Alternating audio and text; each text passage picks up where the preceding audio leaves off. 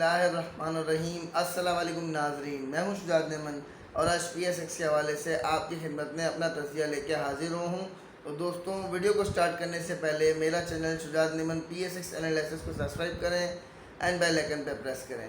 तो दोस्तों, आज की वीडियो स्टार्ट करते हैं कल की मार्केट के हवाले से, लेकिन इससे पहले आज की मार्केट परफॉर्मेंस के हवाले से बात करना चाहूँगा।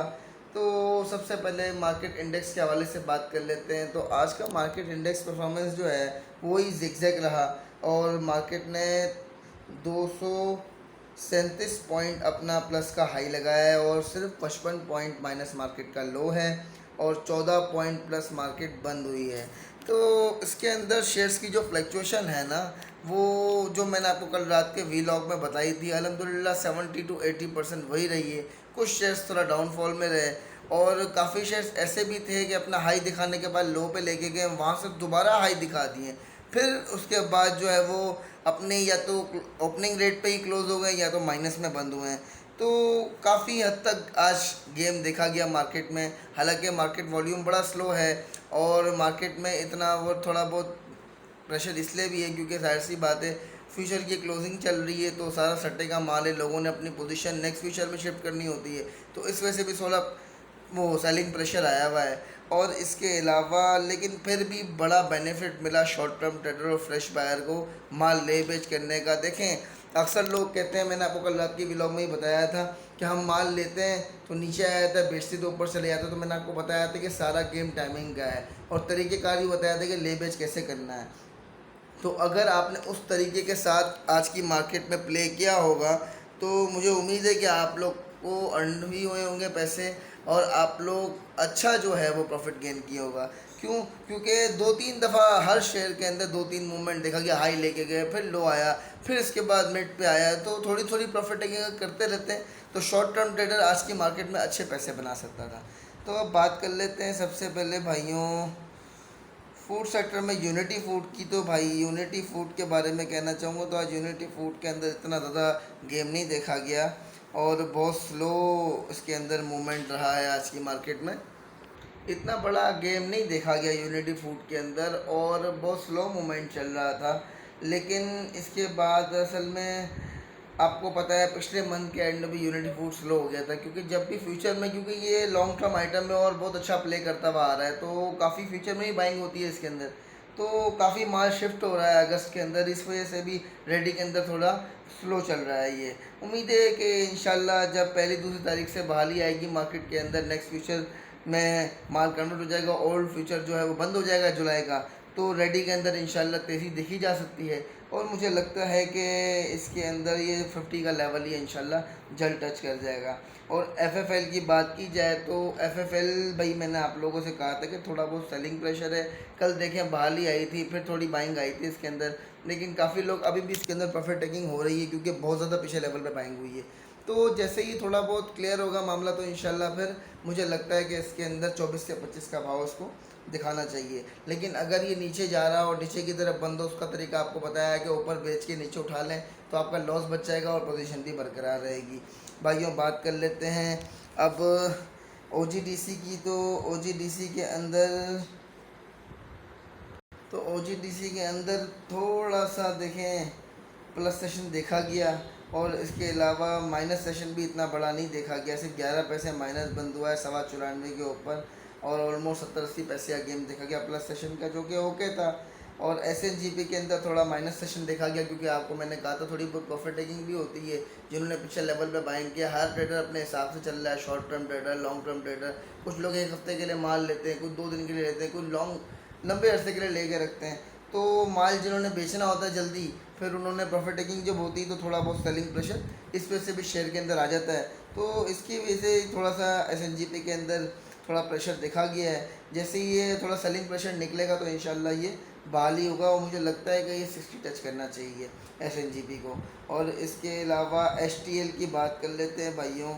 तो STL के अंदर बड़ा अच्छा मूवमेंट देखा गया आज, ये प्लस सेशन की तरफ ले गया, वहाँ से फिर माइनस लेके गया, फिर प्लस सेशन की तरफ आया और सिर्फ 14 पैसे माइनस बंद हुआ। शॉर्ट टर्म ट्रेडर को इसके अंदर बड़ा अच्छा बेनिफिट मिला मेरे हिसाब से, क्योंकि अगर वो ले बेच करता रहता तो गोले भी एक दो बन जाते और जाते हुए फिर पोजीशन ले जाता तो नीचे लेवल पे माल पे मिल जाता उसको। तो एक अच्छा बेनिफिट रहा है इसके अंदर एच के अंदर। अब बात कर लेते हैं भाइयों कल की मार्केट में एच के लिए। तो कल की मार्केट में भी एच 2 ढाई रुपये का गेम बनाता हुआ दिखता है मुझे। एंड ओ भी कल की मार्केट में मुझे 1 से 1.5 रुपये का गेम बनाता हुआ दिखता है। बात कर लेते हैं भाइयों मोटर्स की। तो पाक सुजुकी के अंदर थोड़ा सा स्लो मूवमेंट देखा गया। मैंने आपको कहा था अगर ये माइनस ले लेता है बिल्पर्स तो माइनस के बाद भी रिकवरी देगा। तो अगर अपर लेवल पे मैंने कहा था 5 से 6 रुपये का गेम दिखा सकता है, 8 रुपये का भी दिखा सकता है, लेकिन अगर माइनस ले गया तो वहाँ से आपको 5-6 रुपये की रिकवरी भी मिल सकती है।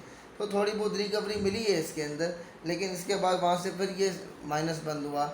लेकिन ये मुस्तकिल प्लस चल रहा था और थोड़ा बहुत सेलिंग प्रेशर इस वजह से भी। लॉन्ग टर्म वाले भाइयों को तरीका बताया था कि अपर लेवल पे माल छोड़ दें, नीचे उठा ले तो इंशाल्लाह पोजीशन आपकी बरकरार रहेगी। होंडा कार के लिए भी मैंने आप लोगों को यही इंस्ट्रक्शन दी थी। कल भी मुझे लगता है पाक सुजुकी और होंडा कार के अंदर 6-7-8 रुपये तक का गेम देखा जा सकता है। और इसके अलावा अगर ये माइनस सेशन ले जाते हैं तो फिर 3-4 रुपये तक की रिकवरी भी आप लोगों को मिल सकती है। और गंधारा इंडस्ट्री के अंदर कहना चाहूँगा कि कम से कम भी 3-4-5 रुपये तक का मूवमेंट कल की मार्केट में देखा जा सकता है। एंड गंधारा निसान की परफॉर्मेंस अच्छी चल रही है तो भी 4 से 5 रुपये तक का मूवमेंट दिखा सकता है।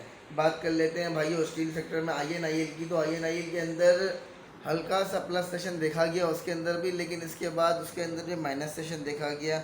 और INIL ने लेकिन लो दिखाने के बाद 1.5 रुपये की रिकवरी दी और इसके बाद वहाँ से फिर ये पौने ऑलमोस्ट 1.5 रुपये के करीब माइनस बंद हुआ।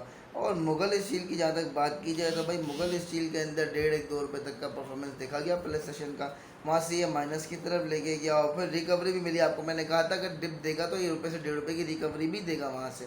तो डिप पे अगर उसको बाय किया जाता तो देखें इसने रिकवरी दी, सिर्फ 16 पैसे माइनस बंद हुआ। तो इससे पोजीशन भी बरकरार रहती है और लॉन्ग टर्म वालों के लिए यही इंस्ट्रक्शन थी कि आप अपना हाई पे माल छोड़ दें।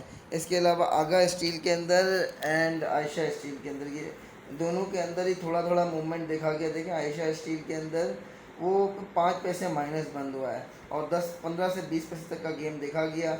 और आगा स्टील के अंदर भी ऑलमोस्ट 20-22 पैसे तक का गेम देखा गया। नॉर्मल परफॉर्मेंस थी, लो भी इतना बड़ा नहीं था, हाई भी इतना बड़ा नहीं था और ओके है इनकी परफॉर्मेंस। इसके अलावा बात कर लेते हैं भाइयों मोटर्स की हो गई। और कल की मार्केट में मुझे लगता है कि आगा स्टील एंड आयशा स्टील 40-50 पैसे तक का गेम दिखा सकते हैं। और इसके अलावा अगर डिप में भी लेंगे तो 20-30 पैसे की रिकवरी दे सकते हैं। और मुगल स्टील एंड INIL के बारे में कहना चाहूँगा तो INIL मुझे लगता है कल 2 से 2.5 रुपये तक का गेम दिखा सकता है। बकौल मुगल स्टील जो है मुझे लगता है कल की मार्केट के अंदर हो सकता है अगर ये डिप की तरफ ले जाए तो वहाँ से ये 2-3 रुपये की रिकवरी दिखा सकता है। अगर स्टार्टिंग होते साथ ही माइनस सेशन की तरफ गया तो वहाँ से 2.5 से 3 रुपये तक की रिकवरी दे सकता है। और अगर प्लस सेशन की तरफ जाता है तो भी 2 से 2.5 रुपये तक का गेम ये दिखा सकता है। और भाइयों बात कर लेते हैं मैपल लीफ सीमेंट की। तो मैपल लीफ सीमेंट के अंदर थोड़ा सा प्लस सेशन देखा गया और ऑलमोस्ट बाकी ये 80-90 पैसे तक डिप सेशन ले गया वहाँ से अपना और थोड़ी बहुत रिकवरी भी मिली। थोड़ा सेलिंग प्रेशर चल रहा है इसके अंदर, मुझे लगता है जैसे ही बहाल होगा तो इंशाल्लाह ये 48 से 49 का भाव पकड़ेगा। एंड पाइनर सीमेंट एंड चिराग सीमेंट। पाइनर सीमेंट के अंदर स्टार्टिंग में प्लस सेशन देखा गया ऐसा 1.5 रुपये तक का, इसके बाद वहाँ से ये माइनस की तरफ गया है। और कल की मार्केट ने मुझे लगता है 2.5 से 3 रुपये तक का परफॉर्मेंस ये दिखा सकता है क्योंकि थोड़ा वॉल्यूम स्लो है, इसके से भी शेयर्स के अंदर मूवमेंट स्लो है। तो ज़्यादातर डिप ले जाने के बाद वहाँ से लेकिन रिकवरी मिल जाती है। अगर आपको पैसे बच रहे हो तो फिर प्लस माइनस क्या मार्केट आप लोग को तो बस ये है कि अपनी मार्केट टेक्निक जो है मार्केट के साथ अपनी केमिस्ट्री को मिलाएं, अपनी ट्रेडिंग की टेक्निक को बदलें। कि मतलब ऐसा नहीं कि अगर मार्केट तेज़ है तो अब हाई पे निकल गई है तो आप ये सोच रहे हैं कि अभी मज़ीद यहाँ से बढ़ेगी तो माल ले लिया। तो वो आपको मैंने कल भी कहा था इस तरह ना करें, देखें मार्केट किस रुख पर जा रही है। अगर ऑलरेडी 500-600 पॉइंट पर चढ़ी है तो वहाँ से नीचे आने के चांसेस ज़्यादा हैं। 200-300 पॉइंट पे और वहाँ से बढ़ जाएगी 300-400 पॉइंट बढ़ जाएगी, लेकिन वहाँ से वापसी करके तो 600 पॉइंट की वापसी हो जाएगी। तो वो सब देखभाल के काम क्या करें। और इसके अलावा कल की मार्केट में पाइनर सीमेंट एंड चिराग सीमेंट के अंदर मुझे 2-3 रुपये तक का मूवमेंट नज़र आता है। आपको मैंने बताया अभी लकी सीमेंट के अंदर मुझे लगता है कल की मार्केट के अंदर 8 से 10 रुपये तक का मूवमेंट ये दिखा सकता है। टेक्नोलॉजी की बात करना चाहूँगा तो देखिए MNCM के अंदर अच्छा गेम देखा गया, थोड़ा प्लस थोड़ा माइनस। और कल मैंने आपको बताया था वैसा ही मूवमेंट MNCM के अंदर देखा भी गया। कल की मार्केट में मुझे लगता है कि ये 2-2.5 से 3 रुपये तक का मूवमेंट दिखा सकता है। और अगर वहाँ से ये वापसी भी कर गया तो भी 1.5-2 रुपये तक की ये आपको रिकवरी इंशाल्लाह देगा।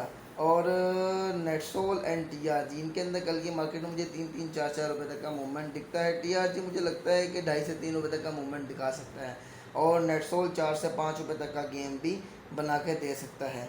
इसके अलावा वेव्स की बात करना चाहूँगा भाइयों, तो वेव्स आज से 26 पैसे माइनस बंद हुआ है और इसके अलावा 60 से 70 पैसे तक का गेम दिखा के आया है आज की मार्केट में, और मैंने आपको कहा था कि 40-50 रुपये तक का ये गेम दिखा सकता है और इतना मूवमेंट इसके अंदर दिखा भी किया, थोड़ा वापसी कर गया, तो उसका तरीका ये बताया था कि हाई पे माल छोड़ दें तो नीचे इंशाल्लाह आपको अच्छे रेट पे मिल जाएगा। बाकी बात कर लेते हैं भाइयों ईफर्ट की, तो ईफर्ट आज ऑलमोस्ट 40 से 50 रुपये तक का गेम दिखाया है इसने और 35 पैसे प्लस बंद हुआ है। 74 रुपये 44 पैसे का भाव है इसका, और आप लोगों को कहा था ये डिविडेंड के लिए भी अच्छा है। इसके अलावा रेगुलर ट्रेडिंग के लिए भी ये आपको 1.5 करोड़ 2 रुपये तक की मूवमेंट कभी दिखा देता है, वीक के अंदर इतना झटका भी मिल जाता है, और रेगुलर मतलब रोज़ ब रोज़ भी 60-70 पैसे तक का गेम तो ये बना के देता है, जिससे शॉर्ट टर्म ट्रेडर बेनिफिट उठा सकता है। और डिविडेंड वाले भाइयों के लिए तो ये अच्छा ही आइटम है, क्योंकि इंशाल्लाह इसका डिविडेंड अच्छा ही मिलेगा इस बार भी। तो फ्रेंड्स, आज की मार्केट के हवाले से बात हुई, कल की मार्केट परफॉर्मेंस के हवाले से ही बात हुई। कल की मार्केट इंडेक्स के हवाले से भी मैं आपको कहना चाहूँगा कि मार्केट के स्टेबल होने का वेट करें। इंशाल्लाह मार्केट कल भी मुझे अच्छी नज़र आती है, लेकिन थोड़ा बहुत फ्यूचर की क्लोजिंग का प्रेशर है मार्केट में, और कोविड की चौथी वेव कह रहे हैं कि भाई आ रही है, तो इस वजह से भी थोड़ा बहुत जो है ना, वो आपको पता है मार्केट ज़्यादातर अफवाहों पर चल रही होती है, तो इसका भी थोड़ा असर साथ साथ रह सकता है। ये सिर्फ मैं एहतियातन कह रहा हूँ आप लोगों को, ताकि आप लोग माइंड बना के चलें। अचानक अगर माइनस आता है ना, तो ट्रेडर घबरा जाता है और वो अपना माल छोड़ता है, मज़ीद सेलिंग आ जाती है इससे, तो उसको अपने माइंड में रखें। इसके अलावा उसके साथ काम करें, और जब भी ऐसी सिचुएशन आए माइनस की, तो वही वाला तरीका फॉलो करें जो आप लोगों को बताया। अपनी पोजीशन ड्रॉप कर दें, फिर डिप का वेट करें कि कहाँ पर मार्केट रुक के रिकवर होना शुरू करती है, वहाँ पर बाइंग करें। इंशाल्लाह रिकवरी मिलेगी और आपको अच्छा प्रॉफिट होगा। और इंशाल्लाह नेक्स्ट वीडियो में आप लोगों से फिर मुलाकात होगी। मैं शुक्रान आप लोगों से इजाज़त चाहूँगा। जज़ाकल्लाह, अल्लाह हाफ़िज़, शुक्रिया।